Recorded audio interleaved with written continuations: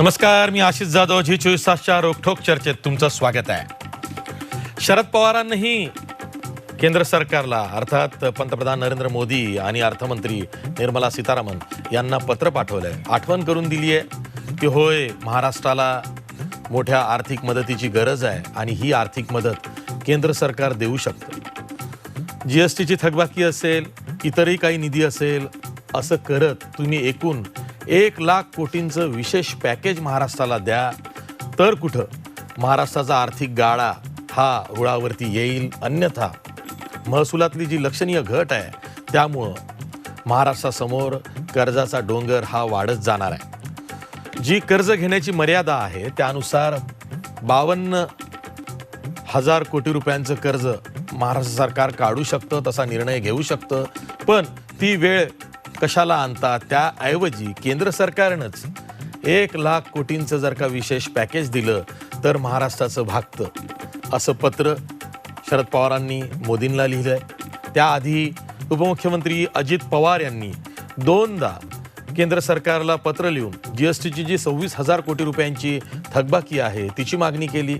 त्यासोबतच आणखी 50,000 कोटी रुपयांचं विशेष पॅकेज द्या, हेही दोन्ही पत्रातून अजित पवारांनी केंद्र सरकारला सांगितलं. त्या उपर आता हे शरद पवारांचं पत्र पंतप्रधान नरेंद्र मोदींना गेलंय. हे दबाव पत्र आहे का? दबाव तंत्र म्हणून शरद पवारांनी अखेर पत्र लिहिण्याचा मार्ग अनुसरला का? या पत्राची दखल घेऊन खरंच पंतप्रधान नरेंद्र मोदी महाराष्ट्राला भरीव असं आर्थिक पॅकेज देतील का, की जेणेकरून महाराष्ट्राची जी लक्षणीय घट महसुलामध्ये दिसते किंवा जे उत्पन्न घटलेलं आहे त्यावरती मात करता येईल, राज्याचा गाडा हा सुरळीत चालवता येईल. यावर तर चर्चा आहेच, पण दरम्यान last but not the list जसं म्हणतात तसं राज्य मंत्रिमंडळाची बैठक सुरू झाली आहे.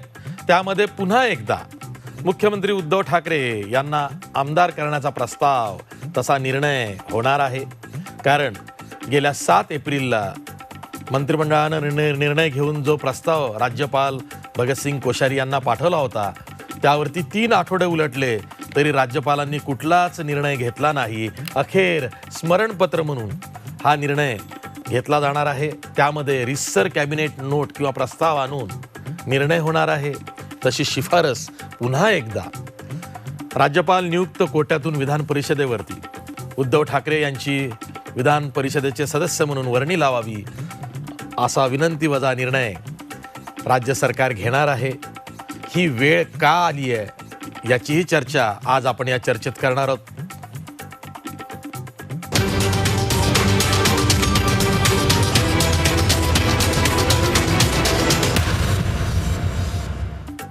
या चर्चेत सहभागी होण्यासाठी आपल्यासोबत मान्यवर पाहुण्यात आपल्यासोबत डॉक्टर नीलम गोरे आहेत, विधान परिषदेच्या उपसभापती, शिवसेनेच्या नेत्या. त्याचबरोबर आपल्यासोबत आमदार राम कदम आहेत भाजपचे, अतुल लोंढे आहेत काँग्रेसचे प्रवक्ते, तसंच आपल्यासोबत डॉक्टर विशंबर चौधरी सामाजिक कार्यकर्ते आहेत. याशिवाय आपल्यासोबत जी 24 तासचे राजकीय प्रतिनिधी दीपक भातुसे सुद्धा आहेत. मी सुरुवातीलाच अतुल लोंढे यांच्याकडे जातो. अतुल लोंढे, जेव्हा शरद पवार पंतप्रधानांना, अर्थमंत्र्यांना पत्र लिहितात आणि त्यामध्ये सविस्तर बाबी नमूद करतात, इतकं सविस्तर की राज्याला किती महसुली उत्पन्न अपेक्षित होतं, त्यामध्ये नेमकी कितीची घट येणार आहे, त्यामुळं राज्याला किती कोटींच्या मदतीची गरज आहे, एवढंच नाही तर इतर जी देणी आहेत किंवा थकबाकी आहे त्याचीसुद्धा माहिती शरद पवार देत आहेत. एक प्रकारे राज्याचा आर्थिक लेखाजोखा शरद पवार आपल्या पत्रात मांडतात आणि केंद्र सरकारला सांगतायत, विनवणी करतायत, मागणी करतायत की 1,00,000 कोटींची मदत केंद्र सरकारनं महाराष्ट्राला करावी. महाराष्ट्र हे अग्रेसर राज्य आहे, महाराष्ट्र हे पुरोगामी राज्य आहे. इतर वेळी आपला सह्याद्री हिमालयाला मदत करतो, पण आज सह्याद्रीला हिमालयाची मदतची गरज आहे. अशा वेळी हे जे पत्र आहे हे खूप काही सांगून जात आहे. बरोबर आहे आशिषजी, पण मला तुमचं दबाव पत्र जे आहे ते टायटल काही मान्य नाही आहे. त्याचं कारण मी तुम्हाला सांगतो. महाराष्ट्र हे काही फक्त एक राज्य म्हणून नाही, त्या पत्रामध्ये त्यांनी उल्लेख केलेला आहे की महाराष्ट्रामध्ये महाराष्ट्राची राजधानी मुंबई ही आहे आणि महाराष्ट्राच्या अर्थव्यवस्थेवर बराच काही देशाच्या अर्थव्यवस्थेचा गाडा सुद्धा डिपेंडंट आहे.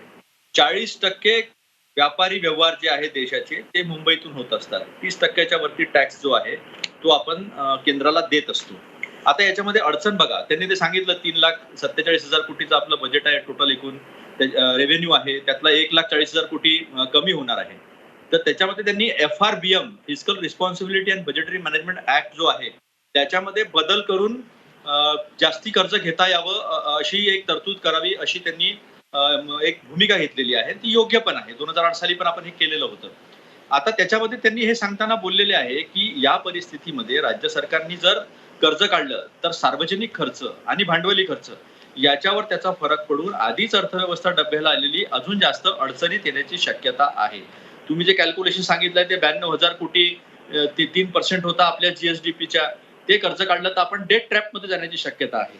त्यामुळे त्यांनी सांगितलं की national small saving fund loan जे आहे, जे आपण 10,550 करोड जे आहे ते त्याची परतफेड करण्याचा जे मुदत आहे त्याचा मोरेटोरियम 2 वर्षांनी वाढवावा, म्हणजे जेणेकरून ती एक मदत होईल. दुसरं त्यांनी सांगितलं की 1,00,000 कोटीची जर मदत आपल्याला मिळाली तर भांडवली खर्च आपला तसाच राहील आणि जे प्रॉडक्टिव्हिटीचं चक्र आहे, उत्पादनाचं चक्र आहे, लोकांच्या रोजगाराचा प्रश्न आहे, या सगळ्या गाडा मुंबईचा गाडा व्यवस्थित ठेवायचा आहे. हे जर सगळं करायचं असेल तर 1,00,000 कोटीचं पॅकेज दिलं पाहिजे. आता याच्यामधली गोम तुम्ही समजा, जीएसटी जोपर्यंत नव्हता तोपर्यंत वॅटच्या माध्यमातून बऱ्यापैकी अधिकार जे आहे ते राज्य सरकारला होते वित्त उभं करण्याचे, फायनान्सेस उभे करण्याचे. पण डिफिसिट फायनान्सिंग करायचं असेल, वित्तीय तूट आपल्याला निर्माण करायची असेल तर ती फक्त केंद्र सरकारला तसा अधिकार आहे आणि त्याच्या दाखल्यागत त्यांनी अमेरिका असेल, फ्रान्स असेल, इंग्लंड असेल, ऑस्ट्रेलिया असेल, जर्मनी असेल, स्पेन असेल, या सगळ्या लोकांनी त्यांच्या जीडीपीच्या म्हणजे त्यांच्या एकूण सकल उत्पन्नाच्या 10% स्पेस घेतली आहे. आता त्या देशांची परिस्थिती काय आहे, तर चायनावर 160% आहे जीडीपीच्या कर्ज, जपानवर 130% वरती आहे, अमेरिका 100% जवळपास आहे. तर अमेरिकन इकॉनॉमी ही $20 ट्रिलियन आहे. त्यांनी $2,00,000 जे आहे ती $2,00,000 ट्रिलियन एवढं त्यांनी कर्ज उभं केलेलं आहे वेगवेगळ्या माध्यमातून, प्रिंटिंग असेल, गव्हर्नमेंट सिक्युरिटीज असेल आणि लोकांना पगार दिलाय 75% अशी जी तुम्ही समजून घ्या. म्हणजे ही जी डिमांड आहे मार्केटमधली मागणी जी आहे, ती मागणी जर सातत्यानं तुम्हाला ठेवायची असेल तर पार्शियली लॉकडाऊन बंद करून आपण जेव्हा उद्योगधंदे उभे करू तेव्हा मार्केटमध्ये त्या वस्तू विकत घेण्याची क्रयशक्ती लोकांमध्ये राहिली पाहिजे. तर हे चक्र जे आहे ते उभं राहील. आणि जर अशा पद्धतीची मदत केंद्र सरकारने जर केली नाही तर मग आपण व्हिशियस सर्कलमध्ये जाऊ, कर्जाच्या विळख्यामध्ये आपण जाऊ. हा एक सविस्तर उल्लेख, एक समंजस, एक अनुभव जो आहे त्यांचा प्रशासनाचा, मुख्यमंत्री म्हणून, कृषी मंत्री म्हणून त्यांचा जो अनुभव आहे आणि जी समज आहे त्यांची ती त्याच्यामधनं रिफ्लेक्ट होते आहे. आता तुम्ही जो दबावपत्र म्हटला, मला असं वाटतं की हीच मागणी जर महाराष्ट्राचे सलग 5 वर्ष मुख्यमंत्रीपद लाभलेले वसंतराव नाईकानंतर जर देवेंद्र फडणवीसांनी केली असती तर या काळामध्ये त्यांचं फार कौतुक झालं असतं. पण त्यांनी तसं केलं नाही. आज राज्याकडे स्टॅम्प ड्युटी नाही, कारण कुठल्या रजिस्ट्री आपण लावू शकत नाही, ती अडचण आहे.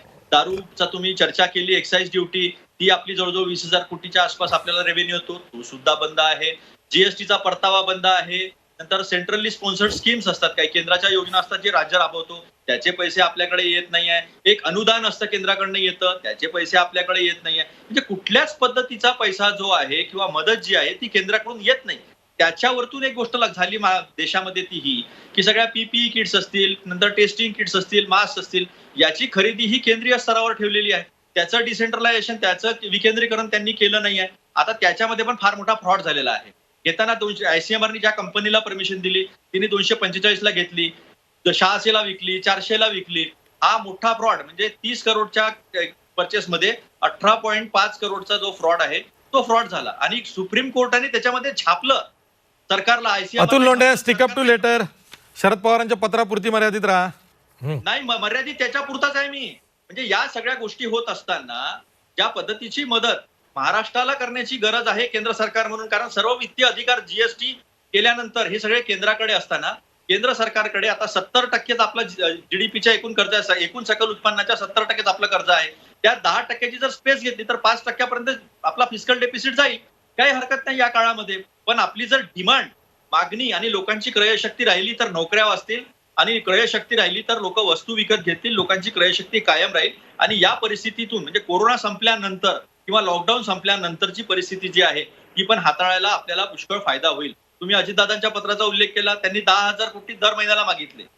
10 महिन्यांकरता, कारण नंतरची परिस्थिती पण 5 महिन्याची तरी मंजूर करावी अशी अपेक्षा होती, तसं केलं नाही. फक्त 1600 कोटी पाठवलेले आहे.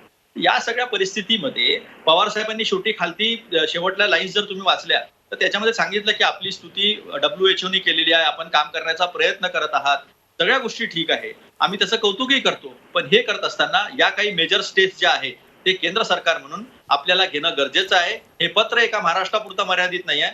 हे पत्र संपूर्ण देशाच्या आर्थिक व्यवस्थेकडे राज्य आणि केंद्र संबंध जे आहे, आर्थिक संबंध ज्याला financial relations between centre and state म्हणतो आपण, या सगळ्याचा विचार करून, देशाचा विचार करून प्रधानमंत्र्यांनी ही पावलं उचलायला पाहिजे. अशा पद्धतीचं ठीक आहे, मार्गदर्शन ठीक आहे.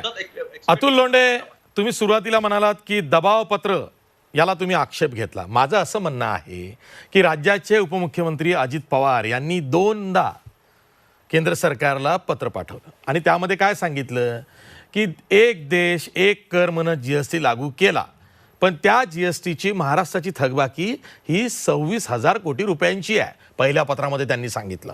प्लस आम्हाला महसुली उत्पन्न कमी झालेलं आहे म्हणून 50,000 कोटी रुपयांची अतिरिक्त मदत करा. दुसऱ्या पत्रात त्यांनीच सोल्युशन दिलं. काय म्हणाले की ते तर द्याच आम्हाला, पण जर का तुम्हाला टप्प्याटप्प्यात देता आलं तर तसंही चालेल, 10,000 कोटी रुपये. तेही त्यांनी सांगून झालं. तरी दाद मिळाली नाही. तेव्हा शरद पवारांनी पत्र लिहिलंय. त्या अर्थानं मी दबावपत्र म्हणालेलो आहोत की आता शरद पवारांचंच पत्र गेलेलं आहे, निदान त्याचा मान केंद्र सरकार ठेवतं का, या अर्थानं दबावपत्र म्हणालेलं आहोत. ठीक आहे, कळलंय मला. राम कदम, प्रश्न हा आहे की एक देश एक कर तुम्ही लागू केला, विभागणी अशी केली कराच्या आकारणीची की सगळा कर हा वसूल होऊन केंद्र सरकारकडे जाईल, केंद्र सरकार त्या राज्याला वाटा मग GSTतला देईल. आणि राज्याचं उत्पन्न म्हणून काय सोडलं तर पेट्रोल डिझेलवरचा जो वॅट आहे ते सोडलंय. त्याचबरोबर एक्साईज जो लिकरवरती, दारूवरती किंवा मद्यावरती आकारला जातो तो सोडला आहे. त्यानंतर स्टॅम्प ड्युटी रजिस्ट्रेशन सोडलेलं आहे. पण जो बल्कमध्ये जो रेव्हेन्यू जातोय तो GST मधून जातोय आणि त्यातून मग केंद्र सरकार राज्यांना GSTचा हिस्सा देत आहे. आणि इन्कम टॅक्स जो आहे, डायरेक्ट टॅक्स, तो तर केंद्र सरकारच्याच अखत्यारीत जातो. केंद्र सरकार मग त्यांना फायनान्स कमिशन जसं सांगतं तसा वाटा देत असतं. म्हणजे राज्याचं काम हे केंद्रावरती परावलंबी झालेलं आहे.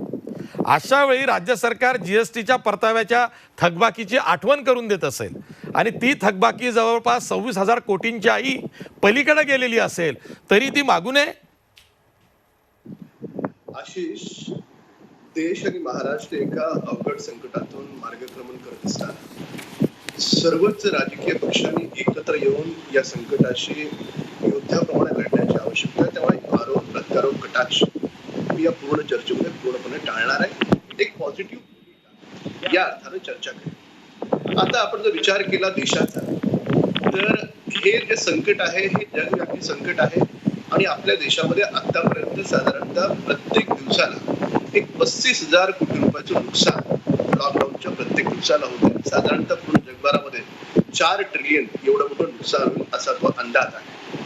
आणि ज्याला कॅस्केडिंग इफेक्ट म्हणतो आपण की जशी एव्हिएशन इंडस्ट्री बंद आहे, हॉटेल इंडस्ट्री बंद आहे, तर त्याच्यावर अवलंबून असणारे इतर उद्योग अनेक कारखाने बंद आहेत. तर असा जो कॅस्केडिंग इफेक्ट आहे जेव्हा लॉकडाऊन उघडेल त्याच्यानंतर तो इफेक्ट आपल्याला दिसणार आहे हे मला मान्य आहे. आणि ही स्थिती केवळ भारताची नसून ही जगातल्या सर्व देशांची आहे. आता आपण मूळ मुद्द्यावर येऊ. मूळ मुद्दा असा आहे की एखाद्या राज्यानं 1 लाख कोटी म्हणा किंवा 2 लाख कोटी म्हणा कोणत्याही पैशाची अपेक्षा करणं काही चुकीचं नाही. लोकशाहीमध्ये राज्य देशाचाच एक भाग आहे आणि आपण आपल्याच देशाच्या केंद्र सरकारकडे मागतो, त्यात गैर काहीच नाही. पण मूळ मुद्दा असा आहे की केंद्र सरकारकडे आलेले पैसे शेवटी ते देशातल्या 28 राज्यांच्या हितासाठीच आहे. आज आपल्या देशातली स्थिती पाहिली तर 736 जिल्ह्यांपैकी 291 जिल्हे वगळता बाकी जवळपास 500च्या पेक्षा अधिक जिल्हे या जिल्ह्यांमध्ये कोरोनाग्रस्त बाधित लोक आहेत. दर तिसरा मृत्यू जर चौथा पेशंट जो आहे आपल्या महाराष्ट्रातून आहे आणि जर होणारा तिसरा मृत्यू आपला महाराष्ट्रातून होतोय. एवढी दुर्दैवी परिस्थिती एकत्रितपणे देशाची राज्याची.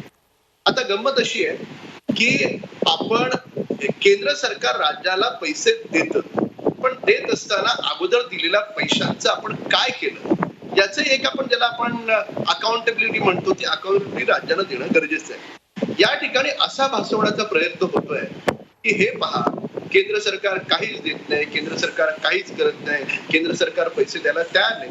मग याच्यामध्ये अन्य नेते चुकीचं बोलतायत, खोटं बोलतायत किंवा माननीय मुख्यमंत्री खरं बोलतायत, काय धरायचं?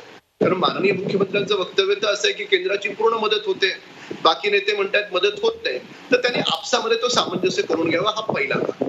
दुसरा भाग असा आहे, आपण वारंवार जीएसटीचा उल्लेख करतो, तर त्याचे आगाऊ 1600 कोटी रुपये दिलेले आहेत, आरोग्याचे जवळपास 550 कोटी रुपये दिलेले आहेत, इमारत बांधकाम खात्यामध्ये इमारत जो आपला कामगार भाग आहे त्याच्यामध्ये साधारणतः 9000 कोटी रुपये, असे वेगवेगळ्या खात्यांमध्ये पैसे आहेत. मी हे विचारणार नाही त्या पैशाचं तुम्ही काय केलं, पण आपण गंमत अशी आहे की आपण जेव्हा पैशाची मागणी करतो तर स्वातंत्र्य प्राप्तीपासून सोडा, महाराष्ट्राच्या सुवर्ण कलश यशवंतरावांनी आणला त्या दिवसापासून या क्षणापर्यंत अनेक विपत्तींना आपत्तींना महाराष्ट्र सामोरा गेलाय. एवढी मोठी 1 लाख कोटीची मदत कधीतरी केंद्राला करता आली का, हा आपण इतिहास आठवून बघूया. मी असं म्हणत नाही पवार साहेबांनी मागणी चुकीची केली, मी असं म्हणून पवार साहेबांनी मागणी बरोबरच केली आहे, पण पवार साहेबांनी हेही समजून सांगावं ते स्वतः केंद्रात बसलेत आणि सर्व राज्यांना मदत करायची, तर सर्व राज्यांना या पद्धतीने मदत करता येईल. राम कदम जीएसटी आता आलाय. अहो जीएसटी मुळे ते झालंय. जर का तुम्ही वॅटची मुभा दिली असती सरसकट, आधीच सगळं सेटअप जर का असतं तर राज्यांनी एवढी रक्कम मागितली नसती. जीएसटी हा आधार तुम्ही विसरलात. आशिष, जीएसटीचा आधार मला ठाऊक आहे, मला पूर्ण बोलू तर द्या. माझं म्हणणं असं आहे की महाराष्ट्राला 1 कोटी, आंध्राला 1 कोटी, तामिळनाडूला 1 कोटी असं आपण केलं तर पवार साहेबांनी एकदा चॅनलवर येऊन आमच्यासारख्या कार्यकर्त्यांना मार्गदर्शन होईल. त्याच्यामुळे मागताना अशी रक्कम मागायची की जी रक्कम केंद्राला शक्य नाही, तर अशा प्रकारचं निदान आताच्या तरी स्थितीमध्ये हा राजकीय अभिनिवेश आपण सगळ्यांनीच टाळायला पाहिजे, हे माझ्या कार्यकर्त्याचं एक मत आहे. दुसरं या ठिकाणी महत्वाचं आहे की केंद्राने पीपीए किट असेल, मास्क असेल, कुठल्याही बाबतीमध्ये केंद्रानं कमतरता केली नाही. आजही तुम्ही केंद्राच्या हेल्थ साईटच्या डॅशबोर्डवर जाऊन बघा, महाराष्ट्र सरकारच्या आरोग्य खात्याकडून मागणीच नाही. 25,000 पीपीए किट तिथे पेंडिंग आहे. पण मी काय म्हणतोय, आपण पत्रापुरती मर्यादित राहूया ना. करोना काळात काय मदत केली हा विषय नाहीये. अतुल लोंढेंनी तो गैरसमजातून काढला असेल, तो मुद्दा नाहीये. करोना काळातली मदत तर ही करावीच लागणार आहे. आपण बोलतो आहोत ते केंद्राच्या पॅकेज विषयी. जीएसटीची थकबाकी ही करोनाच्या आधीची आहे, करोना काळातली नाहीये. आशिष, हे जे पीपीए किट, मास्क याच्यासाठीच केंद्राचे पैसे लागणार आहेत, बाकीच्याही गोष्टी अंतर्भूत आहेत, मला मान्य आहे. म्हणून मी तेच टप्प्याटप्प्यानं सांगतो की केंद्राकडे जेवढी आपण डॅशबोर्ड मध्ये आपण मागणी मांडतो आहोत. अतुल लोंढे, कन्फ्युजन वाढवू नका प्लीज, गैरसमज वाढवू नका, थांबा. आशिषजी, की केंद्राकडून या सध्याच्या सद्यस्थितीमध्ये लढण्यासाठी केंद्राची पूर्ण मदत महाराष्ट्र सरकारला आहे आणि आम्ही विरोधी पक्ष महाराष्ट्रात असलो तरी आम्ही सरकारच्या सोबत आहोत की महाराष्ट्र राज्याला जास्तीत जास्त मदत मिळावी, ही भूमिका एकत्रितपणे पूर्ण महाराष्ट्राच्या जनतेची. आता दुसरा भाग या ठिकाणी पहा की नंतर लॉकडाऊन उघडल्याच्या नंतर कालखंडात काय, तर त्याच्यासाठी आपल्याला सामूहिक प्रयत्नांची आवश्यकता आहे. आलेलं प्रत्येक संकट हे संधी घेऊन येतं. या दृष्टिकोनातून या संकटाकडे आपण सगळ्या राजकीय पक्षांनी एकत्र पाहायचं. पण असा जर आपण प्रयत्न करायचा, बघा आम्ही 1 लाख कोटी मागितली, केंद्राने 10,000 दिली, बघा केंद्र मदतच करत नाही, एकाने म्हणायचं नाही केंद्र मदत करते, तर असे राजकीय अभिनिवेश आता संकटाच्या काळात टाळले पाहिजेत. केंद्र सरकार, मोदी सरकार महाराष्ट्राच्या पाठीमागे भक्कमपणे उभा आहे. उद्या गरज लागली तर स्वतः देवेंद्रजी, चंद्रकांत दादा केंद्रात जातील, पण महाराष्ट्राच्या जनतेला अधिकाधिक पैसे मिळवून देतील. पण आपण जी मागणी करतो, पूर्ण देश चालवायचा आहे केंद्राला, एक राज्य नाही चालवायचं ना, पूर्ण देश चालवायचा. त्याच्यामुळे कुठेतरी एक पॉलिटिकल मायलेज म्हणून मागणी आणि खरोखर या गोष्टींचा थोडा सारासार म्हणून विचार जर केला, पण मी एक शेवटी एकच सांगेन, केंद्राकडून केवळ महाराष्ट्राला नाही सर्व राज्यांना ही व्यवस्थित आतापर्यंत मदत केली जाते आणि लॉकडाऊनच्या नंतरच्या कालखंडात देखील पूर्णपणे मदत केली जाणार आहे. ठीक आहे, थोडीशी गल्लत होते ती दूर करूया. करोना काळातली ही मदत नाहीये, तर केंद्राकडे जी थकबाकी आहे आणि राज्याला जे महसूल उत्पन्नात करोनाच्या आधीच जी घट आलेली आहे त्या संदर्भातली माहिती शरद पवारांच्या पत्रामध्ये आहे. करोना काळातली मदत तर केंद्र सरकार देणारच आहे, कारण PM केअर फंड हा केंद्र सरकार जो जमा करते आहे त्यातनं सर्वच राज्यांना मदत होणार आहे. मी जातोय डॉक्टर नीलम गोरे यांच्याकडे, शिवसेनेच्या नेत्या आहेत. आशिष, मला नीलमताई, अतुल लोंढे प्लीज प्लीज थोडं थांबा आता. हा नीलमताई, प्रश्न असा आहे की यापूर्वी सुद्धा गेल्या अधिवेशनामध्ये कॅगचे अहवाल आले. कॅगच्या अहवालामधून मागच्या सरकारच्या कामकाजावरती दोषारोपण झालं आणि मग त्यामध्ये जे काय आरोप झाले, प्रत्यारोप झाले, त्यात पडायचे नाही आहे. करोना काळाचं संकट किंवा करोनाच्या वेळी जी आपल्याला मदत हवी आहे केंद्राकडनं तो भाग वेगळा आहे. हा विषय हा थकबाकीचा आहे, महसुलात घट आली आहे त्याचा आहे आणि त्यातून राज्याची आर्थिक स्थिती डबघाईला आलेली आहे तसा विषय आहे. मग एकतर लक्षणीय घट का झालेली आहे महसुलात, त्याचबरोबर कर्जाचा डोंगर जो वाढलेला आहे तो का वाढलेला आहे, त्या प्रमाणात विकास कामं झाली आहेत की नाही आहेत, हा संपूर्ण लेखाजोखा मांडण्याची गरज आहे. केंद्राकडनं जर मदत हवी असेल, जसं शरद पवार किंवा अजित पवार म्हणत असतील, हा विषय तर आहेच आहे, पण मधल्या काळात असं काय झालं की राज्य आर्थिक डबघाईला गेलं, हाही विषय आहे. इथे मला असं वाटतं की अजितराव पवार यांनी राज्याच्या अर्थमंत्री या नात्याने जी पत्र दिलेली होती त्याच्या संदर्भामध्ये जीएसटी बद्दलचं जे त्यांचं म्हणणं आहे की पैसे केंद्र सरकारने ती थकबाकी द्यावी आणि त्याचा तर संदर्भ आहेच. शरदराव पवार यांच्या पत्रामध्ये तसा थकबाकीचा उल्लेख थेट जरी केला नसला तरी सुद्धा मला इथे आठवण करून द्यायला पाहिजे, आशिष जाधव त्याच्यानंतर सगळेजण आपण ज्यावेळेला जीएसटीचा कायदा लोकसभेमध्ये मंजूर झाला त्यावेळेला महानगरपालिकांच्या संदर्भामध्ये आणि राज्याच्या संदर्भामध्ये सुद्धा हीच मोठं संकट त्यावेळेचे आपले म्हणजे नेते आणि आताचे मुख्यमंत्री उद्धवजी ठाकरे यांनी स्पष्ट केलेलं होतं आणि त्याच्यामध्ये उलट आम्ही ते अडवून धरलं विधेयक, जरी आम्ही सरकारमध्ये होतो तरी सुद्धा, आणि अट घातली की आधी पैसे मिळाले पाहिजेत महानगरपालिकांना, नाही तर असंच आपलेच पैसे आपल्याला मागण्याच्यासाठी परत परत आपल्याला स्मरणपत्र देण्याची विषय येईल. खरं सांगायचं तर राजकारण करायचं नाहीये हे राम कदम बोलल्यावरती मला मनात खूप समाधानाची भावना आली होती. माझी ही अपेक्षा आहे अजूनही की त्यांनी एक वाक्य पहिल्यांदा बोलावं की थकबाकी जी आहे ती जीएसटीची देण्यासाठी आज हा कार्यक्रम संपल्याबरोबर आम्ही सुद्धा विरोधी पक्ष म्हणून बरोबर निवेदन पाठवतो, पाठपुरावा करतो केंद्रामध्ये, त्यामधून ते पैसे ताबडतोब मिळावेत. शेवटी केंद्र सरकारने ठरवलं की हे थकबाकी द्यायला काही अडचण येण्याचं कारणच नाहीये, त्यामुळे थकबाकी ही पुढच्या 2 ते 3 दिवसामध्ये मिळण्याच्या संदर्भामध्ये. बरं, दुसरं एकदाही कुठेही परत जाता जाता एक जो उल्लेख झाला की आधीच्या पैशांचं काय झालं हे सांगावं. जीएसटीच्या कायद्याच्या मध्ये जे आपलाच पैसे जातात त्याचाच परतावा आपल्याला मिळत असतो, त्याच्यामध्ये आपण तिथे कुठेतरी काहीतरी कमी पडलो असं कुठेतरी संभ्रमाचं धुकं आपल्याकडून कळत नकळत जाता कामा नये, हे माझी दुसरी अपेक्षा आहे. तिसरा महत्वाचा भाग असा आहे की शरदराव पवार अशा पद्धतीने आपत्ती ज्या वेळेला येते त्यावेळेला ते एक विशाल भूमिका घेऊन सगळ्या देशाचा विचार करून काही काम करत असतात. याची दखल केवळ तुम्ही आम्ही घ्यायचा प्रश्न नाहीये. मला इथे एक स्मरण करून द्यायला पाहिजे, तुमच्याही काही जणांच्या लक्षात असेल की ज्या वेळेला अटल बिहारी वाजपेयी पंतप्रधान होते त्यावेळेला त्यांनी भारताच्या डिझास्टर मॅनेजमेंट कमिटीचे कार्याध्यक्ष म्हणून त्यांच्यावरती अध्यक्ष म्हणजे स्वतः पंतप्रधान आणि कार्याध्यक्ष म्हणून स्वतः शरदराव पवारांवर जबाबदारी टाकलेली होती. आणि त्याच्यामध्ये याच्यासाठी की कुठेही संकट आलं, कारण त्याच्यानंतर सुनामी आली होती आपल्याला माहिती आहे, त्यानंतर अतिवृष्टी झालेली आहे ठिकठिकाणी, वादळं आंध्राला होत असतात आणि त्याच्यावरती सुद्धा स्वतः शरदराव पवारांनी काम केलेले. प्रश्न आता असा आहे, आपण त्यांच्या पत्रामधले जे मुद्दे आहेत की जे मगाशी अतुल लोंढे किंवा इतरांच्या याच्यात आले नाहीये त्याच्याकडे मी वेगाने जाण्याचा प्रयत्न यासाठी करते की हे काहीतरी फक्त महाराष्ट्रापुरतं राजकारण करायचं म्हणून पत्र लिहिलं असेल असा जरी कोणी आरोप केला तरी त्यांनी त्याच्यामध्ये 7 राज्यांचा उल्लेख केलेला आहे पत्रामध्ये की कोणती कोणती राज्य जास्तीत जास्त त्यांच्यावरती या महासंकटाचं मोठा फटका बसलेला आहे. आणि त्याच्यामध्ये त्यांनी उल्लेख करत असताना दिल्ली, गुजरात, मध्य प्रदेश, राजस्थान, तामिळनाडू, उत्तर प्रदेश आणि महाराष्ट्र यांचा सुद्धा उल्लेख इतर राज्यांचा केलेला आहे. अगदी गुजरातचा सुद्धा उल्लेख केलेला आहे, मुद्दा त्या पत्राच्या संदर्भातला एक.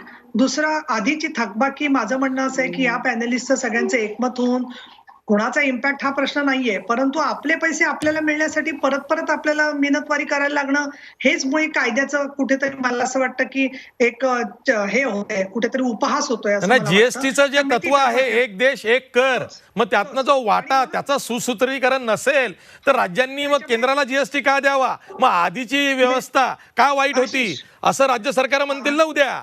नाही आशिष, उद्या म्हणायचा प्रश्न नाहीये. प्रश्न असा आहे की अशा पद्धतीने राज्यांना कुठेतरी अवलंबून करणं, हा केंद्राच्या मधून काही त्यांची नजर चूक झाली असेल, गफलत झाली असेल, तर त्याच्यावरती ताबडतोब त्यांनी दुरुस्ती करणं गरजेचं आहे. एक, मी फास्ट जाते. दुसरा मुद्दा असा आहे की प्रत्येक देशामध्ये, इतर देशांच्या मध्ये सुद्धा, मग त्याच्यामध्ये अमेरिका, स्पेन, जर्मनी, फ्रान्स यांचा उल्लेख केलेला आहे पत्रामध्ये, आणि त्याच्यात पवार साहेबांनी म्हटलेले की 10% जीडीपीच्या पैसे प्रत्येकाने पॅकेजमध्ये दिलेले आहेत. अजून एक महत्वाचा मुद्दा असा की जो कधीच आपल्या कुठल्या चर्चेने वाचला नाही, मी आज फक्त कुठेतरी संपादकीयामध्ये माझा त्याचा संदर्भ मला वाटतं लोकसत्तेच्यात असेल, त्यांनी उल्लेख केलेला आहे जो फार महत्वाचा आहे, आणि त्याच्यात त्यांनी म्हटलेले की डिझास्टर मॅनेजमेंट ज्याला ऍक्ट लावला जातो त्यावेळेला ताबडतोब पुढच्या काळात लवकरात लवकर, म्हणजे एक साधारण म्हणून 1 महिना घेऊया आपण, एक डिझास्टर मॅनेजमेंटचा पॉलिसी पेपर तयार केला जातो. आणि ही कोणाची जबाबदारी असते? केंद्र सरकारची जबाबदारी असते. कारण का आपण लावला डिझास्टर मॅनेजमेंट ऍक्ट? या कारणासाठी लावला. त्याच्यासाठी 100 निर्णय घेतले, अनेक परिपत्रकं वरून काढली, राज्यांनी काढली. तर ही परिपत्रकं काढत असताना माझ्या माहितीप्रमाणे अजूनही डिझास्टर मॅनेजमेंटचा पॉलिसी पेपर केंद्र सरकारने जाहीर केलेला नाही. पॉलिसी पेपरमध्ये मग असंघटित क्षेत्रासाठी काय आहे? मी एक तुम्ही माझा उल्लेख केला, विधान परिषद उपसभापती, पण माझी मुदत 24 ला संपली आहे. मला इथे नम्रपणे नमूद करायला पाहिजे. पण नीती आयोगाकडे मी स्वतः काय मागणी केलेली आहे की शहरातल्या असंघटित लोकांना सुद्धा जसे ग्रामीण भागामध्ये निधी थेट मिळाला, तशा पद्धतीने इथल्या असंघटित क्षेत्रासाठी सुद्धा केंद्र सरकारचं पॅकेज पाहिजे. आणि म्हणून ह्या सगळे जे वेगवेगळे संकटग्रस्त घटक आहेत त्यांच्यासाठी राज्यांच्या पाठीमागे केंद्र सरकार उभं राहिलं. तर आता काय माहितीये का, काही विषय तज्ज्ञांचे असतात, त्याच्यामध्ये किती पैसे प्रत्येक राज्याचं किती नुकसान झालेलं आहे. लॉकडाऊनच्या मुळे एका बाजूला आपण म्हणतोय लोकांना की तुम्ही पैसे दिले पाहिजे, दुसरीकडे आपल्याला कुणालाच कल्पना खात्री नाहीये की लॉकडाऊन मध्ये किती काळ सगळे उद्योगधंदे बंद राहणार आहेत. अशा परिस्थितीमध्ये एवढं मोठं संकट आल्यावरती केंद्र सरकारकडून मदतीची अपेक्षा केली तर आपला जसा तो अधिकार आहे तसं केंद्र सरकारचं ते कर्तव्य आहे. आणि माझा यातला शेवटचा मुद्दा असा आहे की पॉलिसी पेपर काढण्याच्या संदर्भामध्ये स्वतः आता वेगवेगळे जे केंद्रामधले आपले मंत्री आहेत राज्याचे, लोकसभेमधले, तर त्यांचं जसं काम आहे तसं माननीय मुख्यमंत्र्यांनी आणि पवार साहेबांच्या मध्ये काहीतरी अंतर आहे असं जे भासवायचा प्रयत्न इथे होतोय, इथे मला असं वाटतं की अहो सहकार्य आहे, संवाद आहे. याचा अर्थ असा नसतो की एकदा संवाद आहे म्हणजे 100% भांडण किंवा 100% संवाद. ज्या वेळेला काही मुद्द्यांच्या वरती आपल्याला अपेक्षा असते की त्याच्याकडून केंद्र सरकारकडून प्रगती व्हावी, त्याच्या वेळेला संवाद केल्याशिवाय ती चर्चाच होत नसते. पण माझं म्हणणं असं आहे की प्रत्येक गोष्ट मागितल्यावरतीच केंद्र सरकारला कळणार आहे का?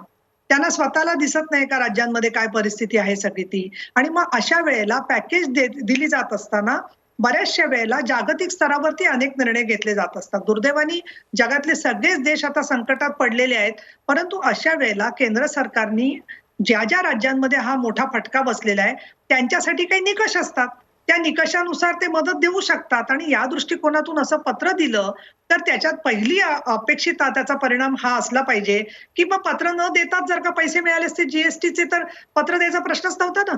त्यामुळे मला असं वाटतं दबाव तंत्र वगैरे पेक्षा जे काही आजचे संकट वाढून ठेवलेलं आहे त्याच्यावरती पॉलिसी पेपर केंद्र सरकारने न केलेला असल्यामुळे वेगवेगळ्या मुद्द्यांच्याकडे लक्ष वेधायचं काम हे पवार साहेबांच्या पत्रांनी केलेलं आहे. माननीय मुख्यमंत्री उद्धवजी ठाकरे आणि पवार साहेब यांचा उत्कृष्ट सुसंवाद आहे, अजित पवारांचा सगळ्यांशी सुसंवाद आहे. या पार्श्वभूमीवरती केंद्र सरकारकडे मागणी करत असताना ज्यांना म्हणायचंय की आम्हाला राजकारण करायचं नाहीये, ताबडतोब त्यांनी जीएसटीच्या संदर्भामध्ये केंद्र सरकारने पैसे द्यावे म्हणून सगळं वजन खच्ची करावं. इथे उगाच म्हणायचं राजकारण करायचं नाही आणि मग या गोष्टीवरती काय मौन पाळता, असा माझा थेट प्रश्न.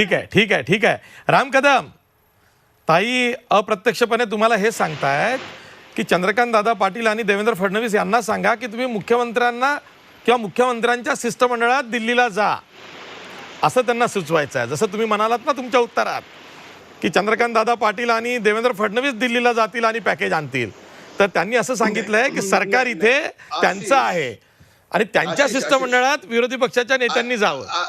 आशिष, तुम्ही शब्दांमध्ये गल्लत करू नका. मी महाराष्ट्राच्या हितासाठी जे जे आवश्यक आहे ते माननीय विरोधी पक्षनेते देवेंद्र फडणवीसजी आणि चंद्रकांत दादा करतील, कारण महाराष्ट्रातल्या प्रत्येक माणसाचं हित आमच्यासाठी सर्वोपरी आहे. तो त्या शब्दाची तुम्ही वेगळ्या अर्थाने गल्लत करून, आणि मी हेही म्हणालो की केंद्र सरकारकडून पूर्ण देशाचा विचार होत असताना महाराष्ट्राला अधिकाधिक मदत झाली पाहिजे ही आमची भूमिका आहे. आणि त्या भूमिकेसाठी आम्ही या संकटाच्या काळामध्ये सरकारला विरोध करणार नाही, सरकारला सहकार्य करणार ही आमची भूमिकाच राहिलेली आहे. तर त्याच्यामुळे असं सांगितल्याच्यानंतर प्रश्न येतोच कुठे? उलट 2 पावलं पुढे जाऊन आम्ही सांगितलं की राज्याला अधिक निधी मिळावा हा आमचा प्रयत्न असेल, पण राज्याला जो निधी आतापर्यंत मिळाला त्या निधीचं काय झालं हे आपण जर विचारलं तर त्यात काही चुकीचं वाटतं. अहो 8 महिन्यातच विचारताय तुम्ही. आणि त्यांनी तुम्हाला 5 वर्ष काही विचारलं नाही. एक लक्षात घ्या. आणि आपला दुसरा भाग असा आहे की मागत असताना ती रक्कम काय आहे, पूर्ण देशाची अनेक राज्य आहेत, त्या राज्यांमध्ये कशा पद्धतीने पोहोचवता येईल. त्याच्यामुळे ठीक आहे, राज्य म्हणून प्रत्येक राज्य आपण जेव्हा आपण शेतकऱ्यांच्या कर्जाची मागणी करतो केंद्राकडे, तेव्हा आपण म्हणतो आम्हाला 50,000 कोटी द्या, पण केंद्राकडून प्रत्यक्ष किती मागच्या कालखंडामध्ये आलेले आहेत आमचं सरकार येण्याच्या पूर्वी, हे आकडे आपल्याला माहिती आहेत. पण मोदी सरकार हे पूर्णपणे देशातल्या सर्वच राज्यांना प्रामाणिकपणे चांगल्या पद्धतीची मदत करते. पण महाराष्ट्र सरकारनं अगदीच सरकारची अवस्था दिवाळखोरीची झाली अशा प्रकारचं काही कारण करण्याचं कारण नाहीये. कारण ज्या वेळेस देवेंद्र फडणवीस साहेब मुख्यमंत्री पदावरून गेले, 3 पक्षांचं सरकार आलं, त्यावेळेस आपल्याकडे कर्जाचा डेट रेशो हा 16% होता. म्हणजे देवेंद्रजी आले त्यावेळेस कर्जाचा रेशो हा 22% पर्यंत पोहोचला होता. त्याच्यामुळे राज्याची त्या क्षणाला स्थिती चांगली होती. आता मला मान्य आहे की आता पूर्ण देशभरामध्ये या लॉकडाऊनमुळे फार मोठी बाळ पडणार, हे मला मान्य आहे. पण ती फक्त एकट्या महाराष्ट्राला नाही पडणार आहे, सर्वच राज्यांना पडणार आहे. पण अशा स्थितीमध्ये महाराष्ट्राला जास्तीत जास्त मदत झाली पाहिजे या भूमिकेतून आम्ही देखील. ठीक आहे. मी डॉक्टर विश्वंभर चौधरी यांच्याकडे जातोय. डॉक्टर विश्वंभर चौधरी, बघा, थकबाकीचा विषय आहे किंवा केंद्रानं आर्थिक पॅकेज देऊन मदत करण्याचा विषय आहे. त्याचबरोबर सध्याचा जो करोना काळ आहे यामध्ये दिसतंय काय, सर्वाधिक रुग्ण महाराष्ट्रात आहेत, करोनाचे मृत्यू महाराष्ट्रात होत आहेत. अशा वेळी महाराष्ट्र जर का हे देशातलं एक अग्रेसर राज्य असेल तर केंद्र सरकारनं देशाची आर्थिक राजधानी मुंबई महाराष्ट्रात आहे म्हणून तरी सढळ हस्ते महाराष्ट्राला मदत केली पाहिजे.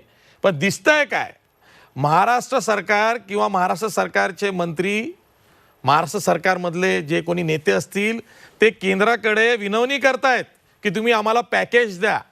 हे महाराष्ट्रासाठी खरंच सांगा, तुम्ही कसं बघताय याकडे? आशिष, आतापर्यंत मी चर्चा ऐकली. आता महाराष्ट्रामधलं गणित असं आहे की कालचे जे शत्रू होते ते आज मित्र आहेत आणि कालचे मित्र आज शत्रू आहेत. त्यामुळे ते जे काही परस्पर करतायत त्यामध्ये मला खरं यत्किंचितही रस नाही. 1% मला कोणत्याही राजकीय पक्षाच्या प्रवक्त्यांनी काय सांगितलं त्यात रस नाही. मला थोडं सखोल खाली मला जायचं अशासाठी की आज मी असं वाचलं की आपल्या देशाचा म्हणजे आता रिसर्च सगळीकडे चालू आहे जगभरात, तर सगळ्या राजकीय पक्षांना आपल्या याच्याबद्दल अत्यंत खेद खंत काय असेल ते वाटायला पाहिजे. कोरोनावरचा रिसर्च जगभरातली सगळी विद्यापीठं करतायत. सगळी विद्यापीठं, भारतातलं एकही विद्यापीठ ते करू शकत नाही. म्हणून पुण्यातली सिरम सारखी कंपनी तिला ऑक्सफर्ड बरोबर जावं लागलं. त्याचं कारण असं की यांनी ज्या सत्ता आतापर्यंत उपभोगल्या, खऱ्या अर्थाने उपभोगल्या, त्याच्यात त्यांचं कधीही शिक्षण, आरोग्य हे प्रायोरिटीज नव्हती. आरोग्य ही महाराष्ट्राची प्रायोरिटी नव्हती. आता निलमताई बोलतायत, आता राम कदम बोलतायत, या दोघांची सत्ता मागची 5 वर्ष होती. त्याच्या आधी 15 वर्ष अतुल लोंढेंची सत्ता होती. यांनी जाऊन बघावं जिल्हा जे आपले रुग्णालय आहेत किती व्हेंटिलेटर तुम्ही दिले याचा विचार करा. कोरोना आज आलाय, त्याच्या आधी स्वाईन फ्लू आला. म्हणजे आलं अंगावर की मग धावपळ करायची, एकमेकांवर आरोप करायचे, पत्र लिहायचे, पैसे मागायचे. का हो, अरविंद केजरीवाल का नाही पैसे मागत आहे? कारण मागची 5 वर्ष अरविंद केजरीवालनी आरोग्यावर खर्च केला, जे तुम्हाला तुमच्या कधी लक्षातच आलं नाही. तुम्हाला ते नको आहे. तुम्हाला स्मारक पाहिजे, तुम्हाला पुतळे पाहिजे, तुम्हाला लोकांच्यासाठी एसेन्शियल नसलेला खर्च पाहिजे ज्याचा लोकांशी काही संबंध नाही. सो कॉल्ड इन्फ्रास्ट्रक्चर पाहिजे, पूल पाहिजे. तुम्हाला आरोग्य नकोय, तुम्हाला दवाखान्यांना मास्क द्यायचे नव्हते, ते आता तुम्ही धावपळ करताय मास्क देण्याची. तुम्हाला व्हेंटिलेटरचा पत्ता नव्हता काय पाहिजे, आता तुमच्या अंगावर येऊन पडलं. तुम्हाला कळतंय, तुम्हाला पीपीई माहित नव्हतं, पर्सनल प्रोटेक्टिव्ह ॲपरेटस. खरं ते यादीच यायला पाहिजे होतं. कोरोना येऊन गेला, साथ काही आज कोरोनाची नाही आली. त्याच्या आधी स्वाईन फ्लू आला होता, त्याच्या आधी प्लेग पासून साथी चालू आहेत. पण आपली आरोग्य व्यवस्था सुधारली का हा प्रश्न आहे. काय अवस्था आहे आपल्या दवाखान्यांची? मला म्हणजे संताप येतो की काय पद्धतीने व्हर्च्युअल चर्चा चालली आहे की बा किती पैसे राज्य सरकारने द्यावे, किती केंद्राने द्यावे. तुम्ही दोघांनी मिळून काय केलं याचा हिशेब द्या जनतेला. किती पीपीई तुम्ही दिले सांगा, काय आरोग्य यंत्रणेत तुम्ही सुधारणा केला, किती टक्के खर्च करता. लाज वाटली मला आशिष जेव्हा मी आज वाचलं की 0.7% आपला रिसर्च वरचा 1998 पासूनचा खर्च 20 वर्षातला आपला हा 0.7% आहे. त्या देशात लोक मरणार नाही तर दुसरं काय होणार. धारावीची झोपडपट्टी, मला खरंच शरम वाटते या गोष्टीची. 45 लोक एक टॉयलेट वापरत असतील तर आपल्या राजकीय पक्षांनी फक्त खुर्च्या उभावल्या यापेक्षा वेगळा काय. मी 95 पासून बाळासाहेब ठाकरेंच्या गोष्टीपासून ऐकतो झोपडपट्टीचा पुनर्विकास, सगळ्या झोपडपट्टीवासियांनी काय झालं त्या योजनेचं. पैसा कुठे जातो हेच आम्हाला कळत नाही. सामान्य नागरिक म्हणून आम्ही जो टॅक्स भरतो हे लोक काय करतात आम्हाला काहीच कळत नाही. की हे आरोग्यावर खर्च नाही, शिक्षणावर नाही, सॅनिटेशनवर नाही, कुठे गेली की स्वच्छ भारत योजना, किती टॉयलेट झाले काही माहिती नाही. कर तर भरपूर चालले आहेत, महागाई वाढत चालली आहे, पेट्रोलचे भाव वाढत चालले आहेत, भले क्रूड ऑइलचे भाव कमी हो, यांना पैसाच पुरत नाही. ही काय पद्धत आहे काही कळायला मार्ग नाही. केंद्र सरकारला एकतर मी नाही दोष देते, राज्य सरकारचं सुद्धा नियोजन काय होतं. आणि गेल्या 20 वर्षात तुम्ही आत्मपरीक्षण करा.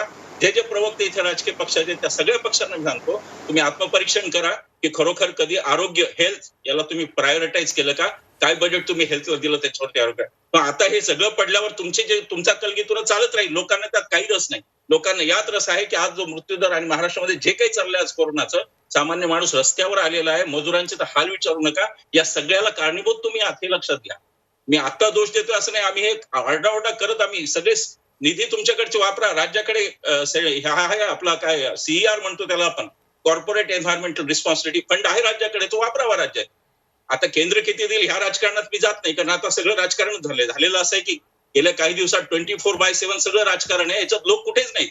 याच्यात शिवसेना आहे, भाजप आहे, राष्ट्रवादी आहे, काँग्रेस आहे, पण यात लोक कुठे नाहीत आणि लोक हे प्राधान्य नाही. त्यामुळे मला बेसिक मध्ये प्रश्न विचारायचा आहे की कोरोनातून काही धडा घेणारो का आपण. युव्हल हरारी सारखा माणूस म्हणतो की कंपॅशनेट नेतृत्व यायला पाहिजे, त्याला लोकांबद्दल कंपॅशन, ज्याला लोकांच्या बद्दल एक भावना असेल की लोकांचं काहीतरी झालं पाहिजे, ही भावना तुमच्यात कधी येणार हा खरा प्रश्न आहे. तुमचं नशीब खूप चांगलं आहे की या देशातला मतदार जात आणि धर्मावर मत देतो, हे तुमचं नशीब आहे. अन्यथा आतापर्यंत फार वेगळं काहीतरी दिसलं असतं. मला दिल्लीचं उदाहरण देऊन राज्याला विचारायचं, केंद्राला मला प्रश्न विचारायचा आहे की जीएसटीचं तुम्ही, आणि हे सगळे पक्ष जीएसटीचे समर्थक आहेत. जीएसटी येताना काँग्रेसचे समर्थन होतं, शिवसेना मागच्या सरकारमध्ये होती. आता शिवसेना जीएसटी बद्दल बोलू शकत नाही. त्यावेळेला जेव्हा लोक ओरडत होते, अर्थतज्ञ तुम्हाला सांगत होते, तेव्हा तुम्ही काय केलं हा प्रश्न आहे सगळ्या राजकीय पक्षांनी. शिवसेनेचं एकदा नाही मी विचारत आहे, तुम्ही काय केलं आणि आज जीएसटीचं मॉडेल कसं फैलय हे आपण राज्यात सत्ता आल्यावर आम्ही काय भूमिका घेतली हे सुद्धा लोकांची दिशाभूल तर एवढी करू नका ना. मतभेद तुमचे असू शकतात. तुम्ही जीएसटी अडवलं, आम्ही जीएसटी अडवलं, आम्ही त्याच्यामध्ये अमेंडमेंट करायला लावली. विश्वंभर चौधरी मुंबई महापालिकेसाठी, मुंबई 27 महानगरपालिका अशीच तुम्ही सुद्धा डायव्हर्ट करू नये. बरं ठीक हो ना, मुंबई महापालिकेच्या निमित्तानं तुम्ही ते केलं असं मला म्हणायचं. तुमचं राजकीय वैफल्य काढू नका इथे. त्याच्यामध्ये हा राजकीय वैफल्यच आहे असं शेवटी म्हणायला लागते. कारण मला वाटत नाही तुम्ही जेव्हा लाज वगैरे काढता ना दुसऱ्याची, तेव्हा तुमच्या राजकीय वैफल्याच्या पोटी तुम्हाला हे शब्द सुचतायत असं मला अगदी मी खात्री सांगू शकते. मी कोणत्याही पक्षात गेलो नाही कधी, मी कोणत्याही वैफल्य झाले ना. बरं ठीक आहे, आपला जीएसटीचा विषय आहे.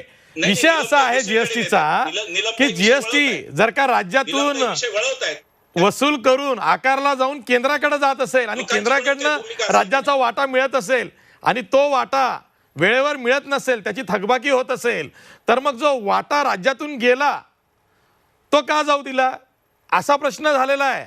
मग आधीची व्यवस्था वॅटची काय वाईट होती असा प्रश्न झालेला आहे. बरं ठीक आहे, त्यावरती मला असं वाटतं आणखीन 1-2 पत्र जातील राज्याकडनं. म्हणजे अजित पवार झालेत, शरद पवार झालेत, आता मुख्यमंत्र्यांचं पत्र राहिलंय, तोवर केंद्र सरकार वाट बघेल असं दिसतंय. मी जातोय दीपक भातुसे यांच्याकडे. दीपक, मी जेव्हा म्हणतोय ना की शरद पवारांचं हे दबाव तंत्र किंवा दबाव पत्र आहे का, त्यामागे थोडा व्यापक विचार आहे. म्हणजे कसं आहे की एक तर सध्या काय दिसतंय, एक लपंडाव दिसतोय. केंद्रातलं भाजप सरकार विरुद्ध राज्यातलं ठाकरे सरकार किंवा भाजप विरुद्ध महाआघाडीचं सरकार, या लपंडावातून किंवा कुरघोडीतून अनेक गोष्टी घडतायत. त्यातूनच हे पत्र गेलं असावं असं अनेकांना वाटतंय. कारण शरद पवार सहसा ऐनवेळी किंवा अवेळी असं पत्र लिहिणार नाही आहेत की जेव्हा अजित पवारांनी 2दा अशाच पद्धतीचं पत्र हे केंद्र सरकारला लिहिलंय. दीपक, याच्यावरून राजकारण सुरू आहे का, तर काल मुख्यमंत्री जसं म्हटले की कोणी राजकारण करू नये, परंतु कोरोनावरून महाराष्ट्रामध्ये भाजप विरुद्ध सरकार असं राजकारण स्पष्टपणे आपल्याला दिसतंय. आता हे राजकारण 2 मुद्द्यावर आले. एक मुद्दा पहिला जो मुख्यमंत्री पदाचा, मुख्यमंत्र्यांचं जे विधान परिषद सदस्यत्व आहे त्या संदर्भात राज्य सरकारने प्रस्ताव पाठवूनही 3 आठवडे उलटले, राज्यपालांनी त्याला मान्यता दिलेली नाहीये. वारंवार विरोधी पक्षनेते देवेंद्र फडणवीस राजभवनावर जात आहेत, त्यामुळे त्या संदर्भात संशय व्यक्त केला जातो की भाजप याच्यामागे राजकारण करते. दुसरा आता राजकारणाचा मुद्दा आलाय तो शरद पवार आणि केंद्राकडे जी 1 लाख कोटी रुपयांची मागणी केली तो भाजपने आताच राम कदम यांनी मुद्दा उपस्थित केला की एवढी रक्कम एका राज्याला देणं शक्य आहे का आणि महाराष्ट्राला याची गरज आहे का हे पहिलं आपण बघितलं पाहिजे. महाराष्ट्राची आजची आर्थिक स्थिती काय सांगते. 24 मार्च पासून आपल्याकडे लॉकडाऊन सुरू झाला. त्याच्या आधीच म्हणजे 24 मार्च मध्येच आपल्याला 27,000 कोटी रुपयांचा जीएसटी आपला बुडालेला आहे. म्हणजे एकट्या मार्च महिन्यामध्ये 27,000 कोटीचं नुकसान राज्याचं झालेलं आहे. आता एप्रिल पूर्ण लॉकडाऊनमध्ये गेलेला आहे. 3 एप्रिलपर्यंत लॉकडाऊन आहे. त्याच्यानंतरही लगेच सगळं सुरळीत होईल अशी परिस्थिती नाहीये. त्यामुळे हा जो नुकसानीचा आकडा आहे, जीएसटीचा आकडा जो राज्याला उत्पन्न मिळत आहे तो प्रचंड मोठ्या प्रमाणात वाढणार आहे. लॉकडाऊन काही प्रमाणात शिथिल झाला किंवा समजा आणखी 1-1.5 महिन्याने लॉकडाऊन उठला तरी राज्यातले उद्योग सुरळीत सुरू होणार आहेत का, त्याचं उत्पादन सुरळीत सुरू होणार आहे का, नाहीये. त्यामुळे राज्य सरकारच्या तिजोरीत मोठा खड्डा पडणार आहे. दुसरीकडे राज्य सरकारला जे खर्च करायचे आहेत, वेतनावर दरमहा 10,000 कोटी खर्च करायचे आहेत, निवृत्ती वेतनावर दरमहा 3,000 कोटी रुपये खर्च करायचे आहेत, आपल्याला घेतलेल्या कर्जाच्या व्याजापोटी दरमहा 7,000 कोटी रुपये द्यायचे आहेत, 3,000 कोटी सामाजिक योजना आहेत त्याच्यासाठी दरमहा द्यायचे आहेत. म्हणजे जवळपास हा 23,000 कोटींचा राज्याचा दरमहा न टाळता येणारा खर्च आहे.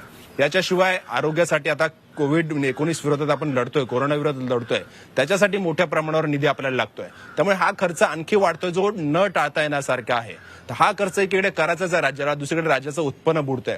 त्यामुळे शरद पवारांनी जी 1 लाख कोटी रुपयांची मागणी केली ती मागणी अंदाजानुसार केलेली आहे. कदाचित आपल्याला याच्यापेक्षा जास्त निधी आशिष लागू शकतो जर आपण हा अंदाज जर काढला याच्या पुढे. कारण वर्षभर सगळी आपली अर्थव्यवस्था सुरळीत चालेल का, तर तसं चित्र सध्या तरी दिसत नाहीये. मोठा फटका महाराष्ट्राला या कोविडचा बसणार आणि सगळ्यात देशभरात आपण बघितलं तर फटका जो आहे तो महाराष्ट्राचाच बसतोय. अशा वेळेला महाराष्ट्राला जास्त निधी मिळाला तर आपण का स्वार्थी विचार करू नये महाराष्ट्रीयन म्हणून, मराठी माणूस म्हणून. यापूर्वी आपण बघितलं तर राज्य जेव्हा जेव्हा अडचणीत आलं किंवा एखाद्या अस्मितेचा प्रश्न आला महाराष्ट्राच्या, तेव्हा विरोधी पक्ष आणि सत्ताधारी पक्षाने खांद्याला खांदा लावून केंद्रात गेलेल्या शिष्टमंडळ घेऊन आणि तिथे जाऊन मागणी केलेली आहे. यावेळेला तसं का होताना दिसत नाहीये. सत्ताधारी पक्ष पत्र लिहितात आणि विरोधी पक्ष म्हणतात की असे पत्र लिहायला नको, एवढी मागणी गरजेची आहे का महाराष्ट्रासाठी, आणि महाराष्ट्र एकमेव राज्य आहे का देशामध्ये त्यांनाच एवढी मोठी मदत द्यायची. आपण हा स्वार्थी विचार का करू नये की महाराष्ट्राला यावेळेस राजभवनाकडे विरोधी पक्षाचे नेते का जात आहेत हाही प्रश्न किंवा हे चित्र पहिल्यांदा महाराष्ट्र बघताय की मंत्रालयात किंवा वर्षा निवासस्थानी न जाता राजभवनाकडे नेते जात आहेत विरोधी पक्षाचे. निश्चित. त्यामुळेच ही जर शक्ती जर विरोधी पक्षाने सरकार बरोबर, आता जसं आपण बघितलं की विरोधी पक्ष नेते वारंवार मुख्यमंत्र्यांना पत्र लिहून बऱ्याच त्रुटी समोर आणतायत. स्वागत आहे विरोधी पक्षाचं ते काम आहे की कोरोनाच्या लढाईत काही त्रुटी राहत असतील तर त्या लक्षात आणून त्या सुधारणा करून घेणं सरकारकडनं. पण याच वेळेला त्यांनी जर राज्य आर्थिक खाई जात असेल तर केंद्रात भाजपचं सरकार आहे, तिथे आपलं वजन वापरून साधारणतः महाराष्ट्राला कशा पद्धतीने जास्तीत जास्त मदत होईल याच्यासाठी सुद्धा भाजपने काम केलं पाहिजे. विरोधी पक्ष, जबाबदार विरोधी पक्ष बनून, आणि ते महाराष्ट्राच्या हितासाठी असेल. कारण देशभरातलं चित्र बघितलं तर आज महाराष्ट्रात सगळ्यात जास्त अडचणीत आहे कोरोनाच्या रुग्णांच्या संख्येत सुद्धा आणि आर्थिक परिस्थितीत सुद्धा. कारण इतर राज्यांचं उत्पन्न महाराष्ट्र एवढं नाहीये. इतर राज्यांमध्ये महाराष्ट्रापेक्षा कमी उद्योग आहेत. त्यामुळे इतर राज्यांना बसणारा फटका आणि महाराष्ट्राला बसणारा फटका याची तुलना होऊ शकत नाही. सगळ्यात जास्त आर्थिक फटका सुद्धा असेल किंवा आता आपण मृत्यू बघतोय किंवा कोरोनाचे रुग्ण बघतोय त्याच्यात सगळ्यात जास्त फटका महाराष्ट्रालाच बसतोय. त्यामुळे महाराष्ट्रालाच निश्चितच जास्त मदतीची गरज आज देशाचं चित्र बघितलं तर आहे असं आपल्याला दिसतं. दीपक, आणखीन एक प्रश्न अगदी थोडक्यात.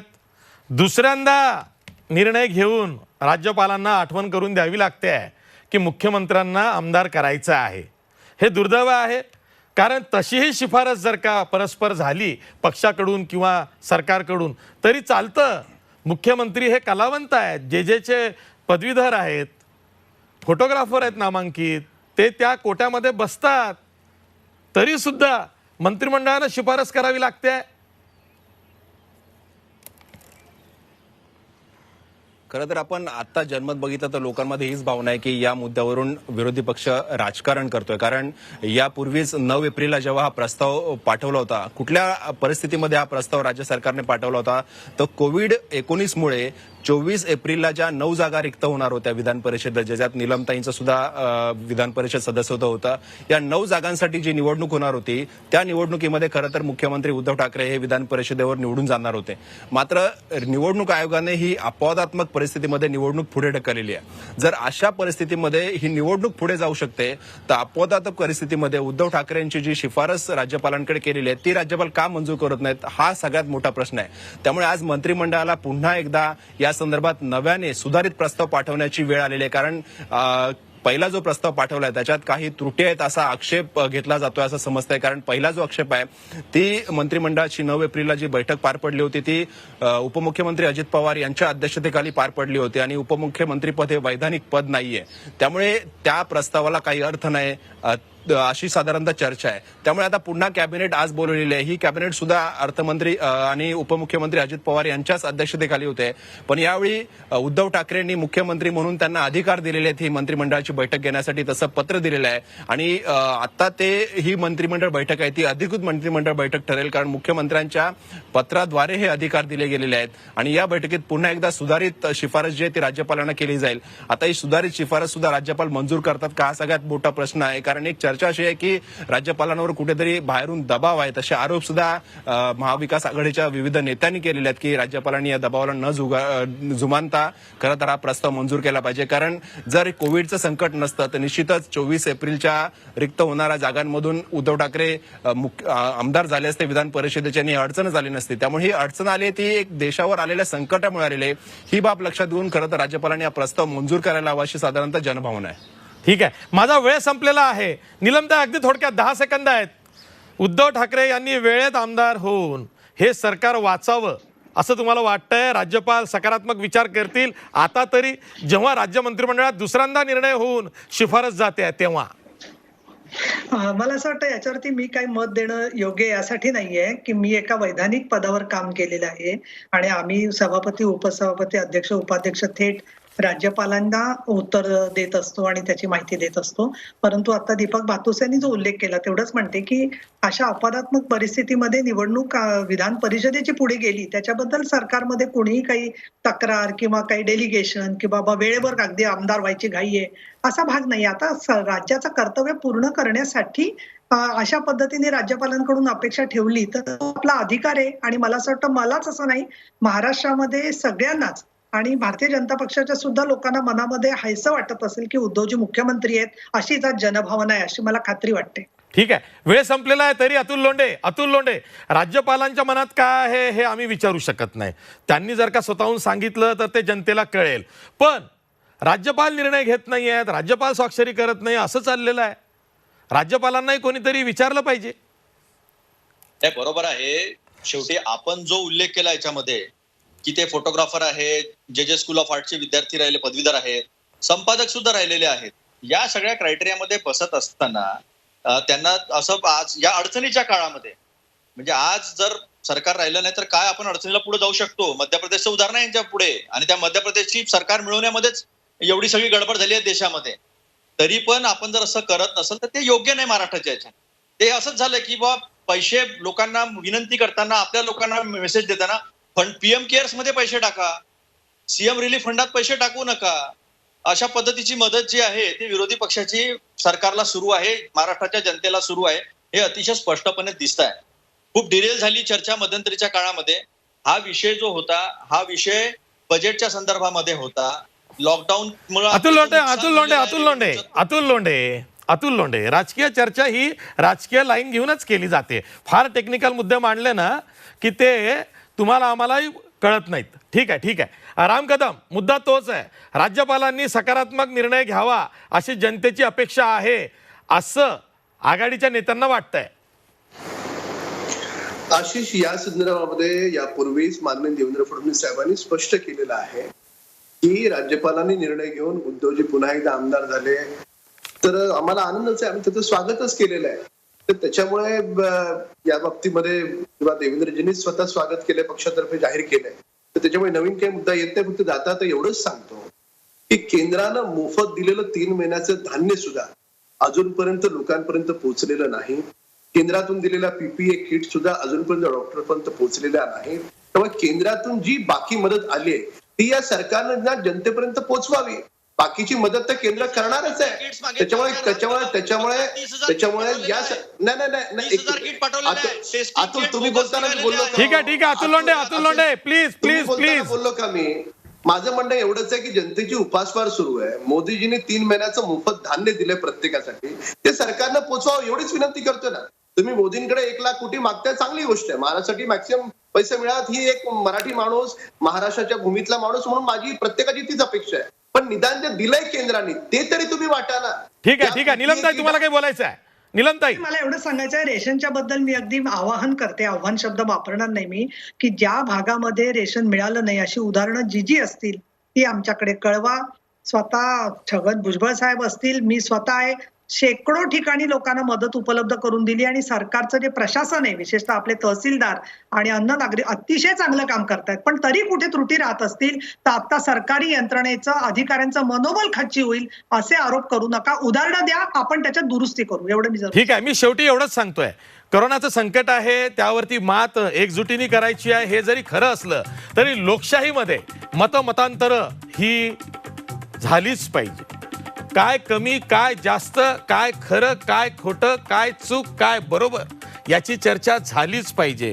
पत्र लिहिली जात आहेत केंद्र सरकारला, दाद मिळत नाहीये असं सत्ताधारी म्हणतायत, विरोधक म्हणतायत, जे भाजप आहे ते म्हणताय की नाही, केंद्र सरकार सरळ हस्ते मदत करतंय. जनता म्हणते हे मग आहे कुठे? जर का सगळं काही आलबेल आहे तर मग हा पत्रव्यवहार का? आणि हा पत्रव्यवहार जर का आर्थिक पॅकेजसाठी असेल तर ते आर्थिक पॅकेज जनतेसाठी आहे. जनतेला जनतेच्या प्रश्नांची उत्तरं हवी आहेत म्हणून चर्चा करावी लागते. तोच आजचा प्रयत्न होता. शेवटी सर्व मान्यवर पाहुण्यांचे आभार मानतो. इथेच थांबतो. पाहत राहा झी 24 तास. रहा एक पाऊल पुढे.